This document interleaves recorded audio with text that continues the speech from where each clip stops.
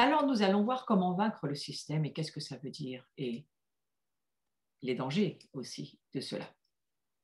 Certaines personnes réagissent au rejet et essaient de se faire accepter par les choses en place. Alors, c'est soit en dominant les autres, ça s'appelle la domination. Ça, c'est une des caractéristiques de ce que j'appelle d'une façon, on va dire, très simple, l'esprit de sorcellerie. L'esprit de sorcellerie, c'est quelque chose qui va toujours nous dominer, et ça vient des ténèbres, bien sûr, c'est un esprit de contrôle, et il veut toujours dominer la situation. Il fait partie de la compétition, de la performance. Il faut devenir le meilleur, être toujours le compétiteur, celui qui est devant. On n'accepte pas que les autres nous passent devant. Ça fait partie de ce caractère carriériste. Il y a beaucoup de gens comme ça dans la société. Et si vous regardez le visuel qui est devant vous, ça pourrait peut-être vous inspirer. Voilà, vous voyez ce visuel. Ouais. Alors, cette domination ou cette main qui se trouve sur cette femme, c'est le cas de beaucoup de gens aujourd'hui.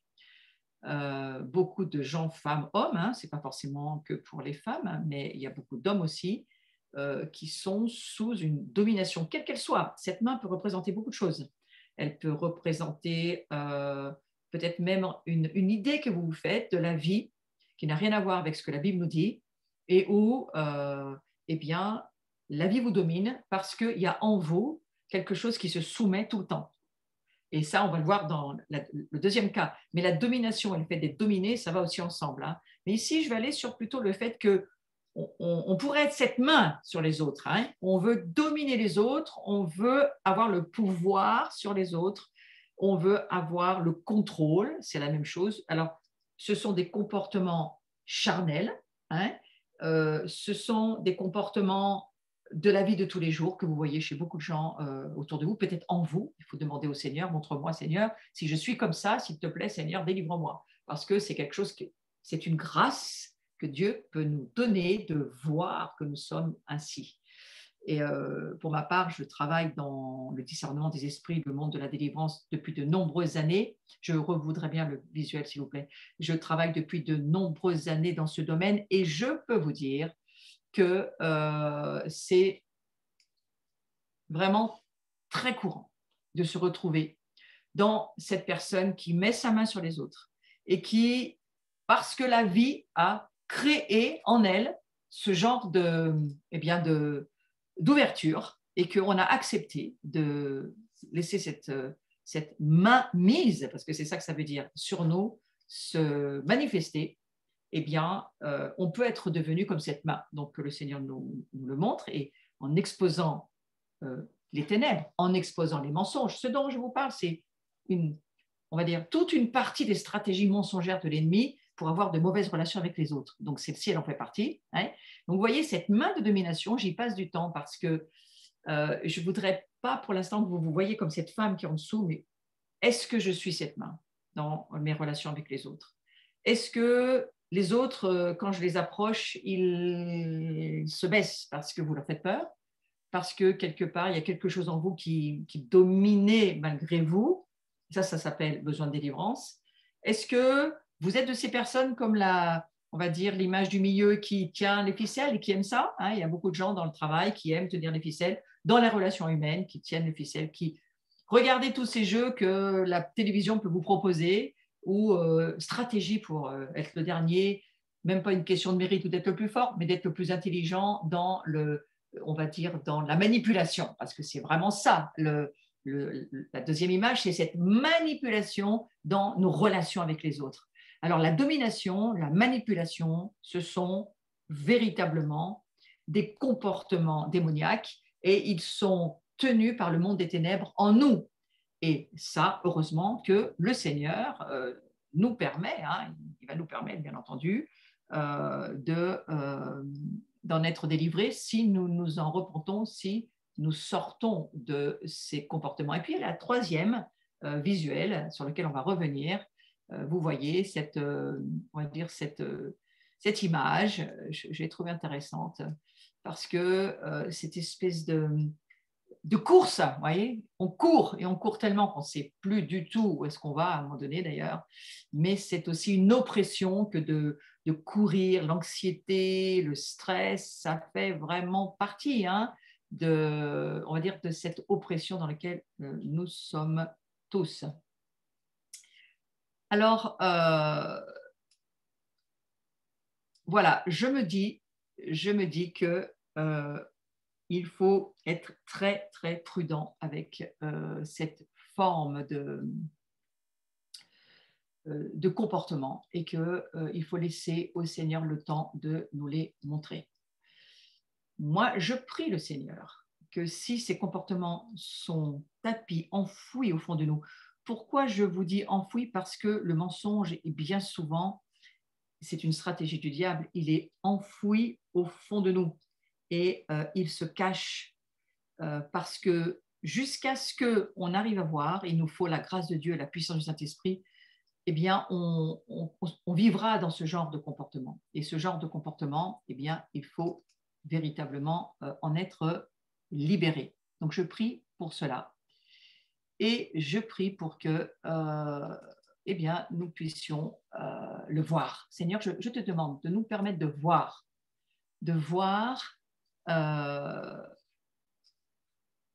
ce qui est au fond de nous. Et si la vie nous a amenés par un quelconque, on va dire, circonstance, peu importe, mais si la vie nous a amenés à cela, eh bien, Seigneur, que nous puissions t'en demander pardon, parce que c'est important de te demander pardon de cela. Le fait de dominer les autres ne fait que retarder le rejet inévitable qui viendra de ceux qu'on ne peut pas dominer et dont on ne peut pas dépasser les performances. Et donc, ça va nous mettre dans des relations extrêmement mauvaises. D'ailleurs, ça me fait penser dans l'histoire d'Esther du comportement d'Aman, puisque Aman, au fond, Aman, il représente le diable, il représente l'ennemi, il représente le dominateur. Eh bien, Aman, c'est un peu ce qu'il est, vous voyez, c'est carrément ce qu'il est. C'est le dominateur qui ne supporte pas les Juifs, c'est un esprit d'antisémitisme, mais c'est un esprit sélectif de contrôle, de domination, de manipulation. Et cet esprit d'Aman, en fait, il tient sous sa coupe tous ceux qui sont sous son pouvoir. Donc, il a réussi à se faire nommer Premier ministre par le roi Assuérus, et puis finalement, eh bien, le roi Assuérus, qui n'a aucun discernement, semble-t-il, finalement, il lui laisse les pleins pouvoirs. Et qu'est-ce que fait le diable? Eh bien, il va en profiter, justement. Alors, au fond, ce rejet, ensuite, d'Esther, de Mardochée, bien sûr tous les Juifs, de tous ceux qu'il va vouloir éliminer, eh bien, c'est là où le conflit va commencer. Donc, attention aussi pour nous, c'est la même chose. Soyons prudents et si nous avons en nous ce genre de comportement, repentons-nous. C'est l'heure, c'est le moment. Ne vivons pas en tant que fils et filles de Dieu dans la saison dans laquelle nous sommes. Ne vivons pas avec cela. Alors, on va aller sur un deuxième chose, deuxième comportement, toujours aussi démoniaque, toujours aussi dangereux, toujours aussi néfaste. Et ce comportement s'appelle céder au système. On va le voir apparaître sur l'écran.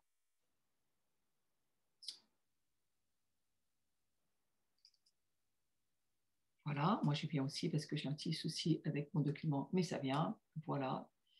Et céder au système, vous voyez, je vous laisse 2 minutes pour laisser ces images toucher votre vie parce que c'est pour ça que je les ai mises du reste.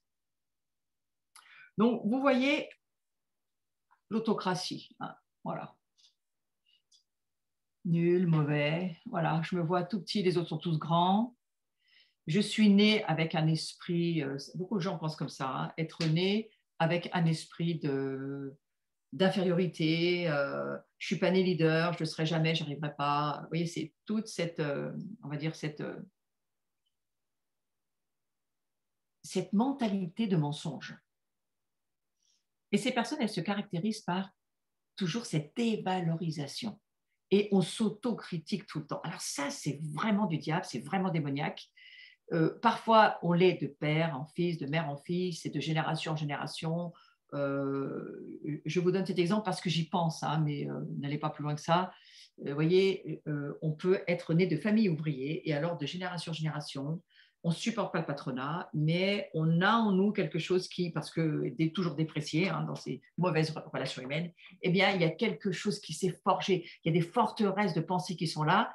Il y a des murs, des hauteurs, des raisonnements, des argumentations qui se lèvent et qui ont pris place dans notre mental. Et le Seigneur, il veut nous délivrer de ça. Il ne souhaite pas du tout que ni l'épouse, ni le corps de Christ, ni le corps du Messie, nous soyons habités par ce genre de choses.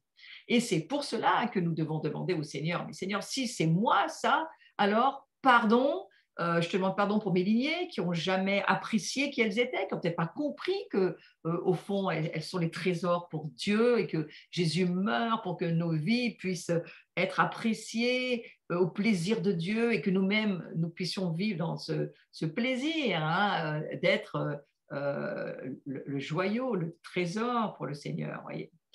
Et en tous les cas, moi, vraiment, je prie pour que chacun d'entre nous, on ait le désir de sortir de cette captivité, parce que pour moi, c'est une captivité. C'est une captivité d'infériorité, c'est une captivité de dépréciation, c'est une captivité qui ne nous permettra pas de grandir. Et vous voyez cette image, on voit cet homme tout petit à côté de cet homme très grand, où du reste, il finit par en voir que les pieds. Oui. Eh bien, c'est vraiment un grand, grand mensonge.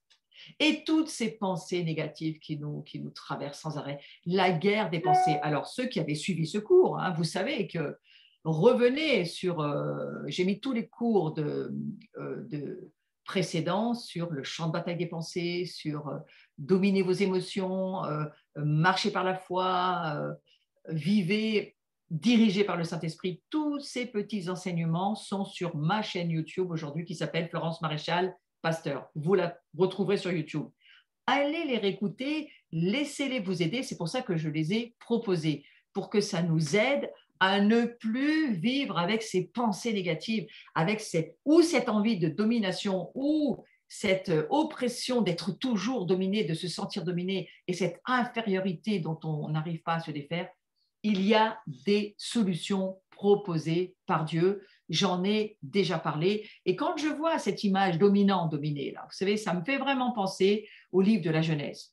Lorsqu'il y a cette chute qui intervient au travers du menteur qui s'appelle le diable, Satan, Lucifer, qui vient dire à Adam et Ève, mais est-ce que Dieu il a réellement dit que vous alliez mourir parce que vous mangez de tous les fruits de l'arbre du jardin? En fait, il a complètement embrouillé Adam et Ève, Satan.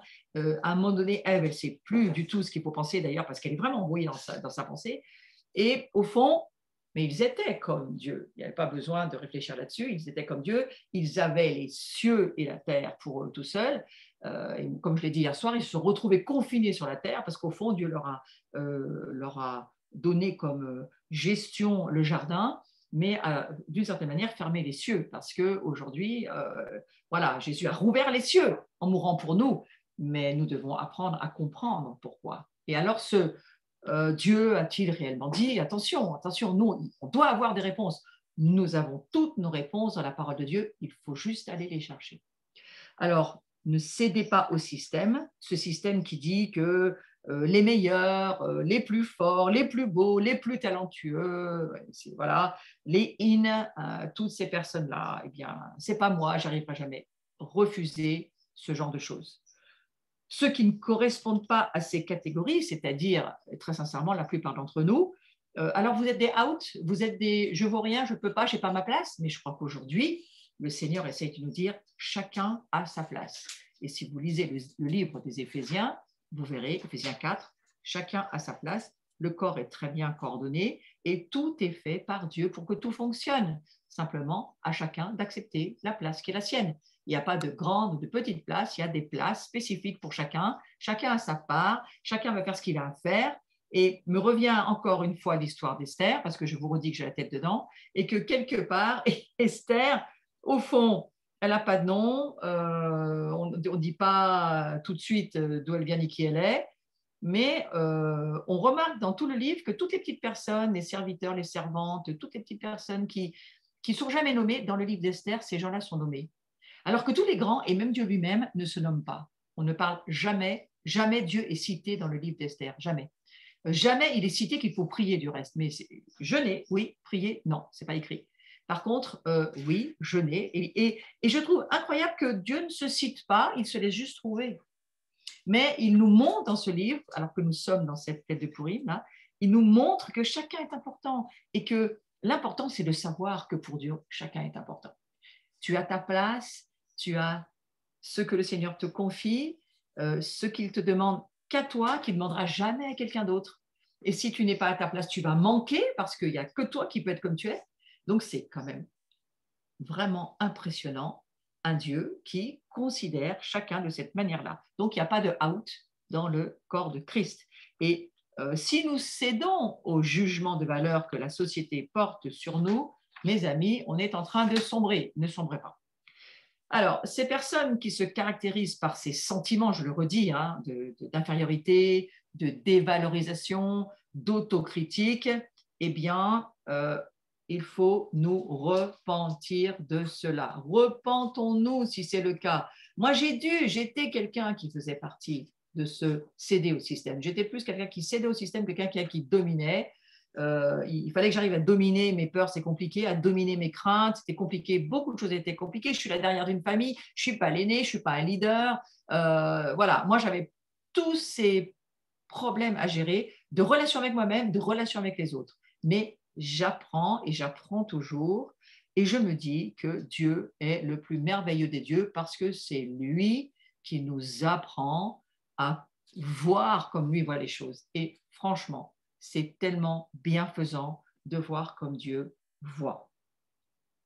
Ne cédez pas au système, n'acceptez pas les mauvais jugements que le monde met sur vous, refusez-les.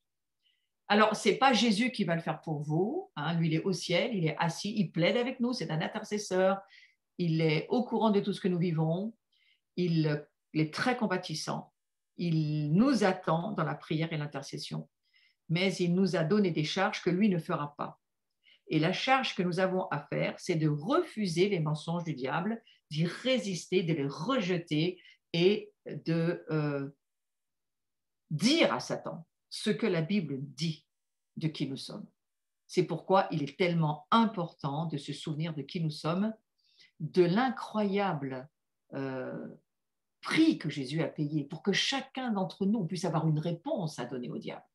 Ouais, Jésus même, son sang, il est pour moi, je fais partie de sa famille, il m'a donné un nom, je suis son plaisir, je suis son ami, je suis son serviteur, je suis héritière, co-héritière, je règne avec lui là où il me met, où il me demande. C'est quand même formidable. Donc il y a beaucoup de choses qu'on pourrait répondre au diable et ne pas nous laisser emmener dans ces embrouilles, parce que Satan nous embrouille tout le temps. Et parfois, il se sert des gens très proches de vous pour vous embrouiller. Parfois, il se sert même d'autorité spirituelle pour vous embrouiller. Vous savez quoi? Ça m'est arrivé beaucoup de fois que j'ai dû me dire ce que me disaient certaines autorités spirituelles. C'était pas possible pour moi d'entendre ça. J'allais dans la Bible, je voyais tout le contraire. Ouais. Donc, qui a valeur d'autorité? La parole de Dieu. Ça, vous l'avez. Le livre, vous l'avez. En France, on n'est pas persécuté pour lire la Bible, hein, pas encore en tous les cas. Et donc, prophétisons. Profitez-en. Donc, nous sommes acceptés et à partir de là, nous devons cesser de douter. On doit cesser de remettre en question, cesser de remettre en cause parce que nous avons été depuis, oh oui, depuis notre naissance, hein, à douter de notre valeur. Et rares sont les familles qui vous bénissent. Alors les Juifs le font à chaque Shabbat, bénissent leurs enfants, mais nous, on n'a pas appris à faire ça dans les nations. Hein. Tous les vendredis soirs, j'ai jamais vu mon père ni ma mère me mettre les mains sur la tête, me bénir, me dire vas-y ma fille, on prend toi, c'est merveilleux, que la bénédiction soit sur toi. Oh, mais quelle chance de pouvoir le faire aujourd'hui. Enfin moi personnellement, ça m'est jamais arrivé. Hein. Donc, voilà. Si on ne vous l'a jamais fait, eh bien, faites-le à vous-même. Déjà, il faut commencer par quelque chose, hein. Donc, commencez par vous-même. Bénissez-vous vous-même et commencez à dire, mais moi, Dieu me bénit. Il est mort pour ça. Il est mort pour que je me sente béni, que je sois béni, que je reçoive cette bénédiction. Et comme mes mains, c'est celle de Jésus, c'est pas trop compliqué, hein. Encouragez-vous vous-même. C'est rare les gens qui nous encouragent. Mais s'il y a quelqu'un qui nous encourage, c'est bien le Christ. Il est là pour, mais vraiment pour nous montrer que lui, c'est un chemin de vie. Mais pour ça, le chemin, je suis, dira Jésus, je suis le chemin, mais je vous rappelle que pour arriver jusqu'à la vie, c'est-à-dire jusqu'à la vie Zoé, la vie éternelle, la vie divine, la vie en nous, la vie on ne peut plus perdre, elle est en nous, hein, eh bien, il faut passer par la vérité. Or, moi, je suis en train de vous dire, tout ce dont je vous parle aujourd'hui ne sont que des mensonges, hein, c'est-à-dire le fait de vouloir dominer le système ou de céder au système. Ce sont des mensonges qu'il faut débusquer, hein. Alors, en les débusquant en nous, c'est une grâce. Ce n'est pas une accusation, ce n'est pas une domination de la part de Dieu. Dieu ne fait jamais ça. Jésus, jamais il accuse. Jamais il condamne. Regardez dans Jean 8, la femme adultère. Il ne l'a pas du tout accusée. Il ne l'a pas condamnée. Il a juste dit, OK, ma fille, tes péchés sont pardonnés. Voilà, maintenant, tu ne pêches plus, s'il te plaît. Tu fais ton possible pour ne plus pécher. Ouais, mais c'est notre histoire. Ouais. Donc, tout ce que nous faisons qui n'est pas correct, Jésus ne nous accuse pas. Il nous convainc du changement. Ce n'est pas l'accusation, ce n'est pas la condamnation, ça n'a rien à voir. Il nous convainc qu'il faut changer pour que nous puissions trouver la vie. Et la vraie vie, eh bien, c'est lui qui nous dirige sur ce chemin de la vie. Donc, je vous encourage vraiment à y marcher.